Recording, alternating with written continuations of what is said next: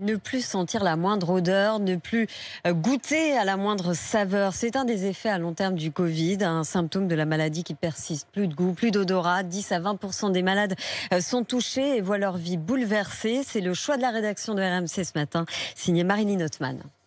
Dans son salon, Aurélie prend une boîte de jeux posée sur sa cheminée. Ça, c'est un jeu pour éduquer pour les enfants de plus de 3 ans, pour l'éveil sensoriel. Donc ça permet de revenir en enfance. Cette Parisienne de 33 ans n'a plus de goût ni d'odorat depuis le 18 mars 2020, bientôt 10 mois, et elle le ressent comme un handicap. Un exemple très simple, j'ai fait brûler un truc là encore chez moi. J'ai rien senti et puis ça aurait pu prendre feu, encore une fois.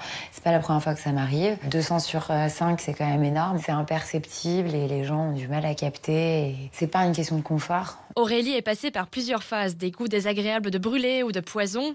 Charles-Henri se souvient aussi du moment où il a perdu ses sens, c'était début octobre. Le café du matin et ça avait le goût d'eau chaude et je me suis dit, il y a un problème. Et cet étudiant a perdu aussi son appétit. J'ai perdu presque 5 kilos. Ce qui est long, c'est déjà de se sentir coupé dans des moments de vie, dans des moments de convivialité où on vous dit, ah, ce plat est très bon, vous êtes là, vous regardez. Pourtant, dans 99% des cas, odorat et goût sont retrouvés.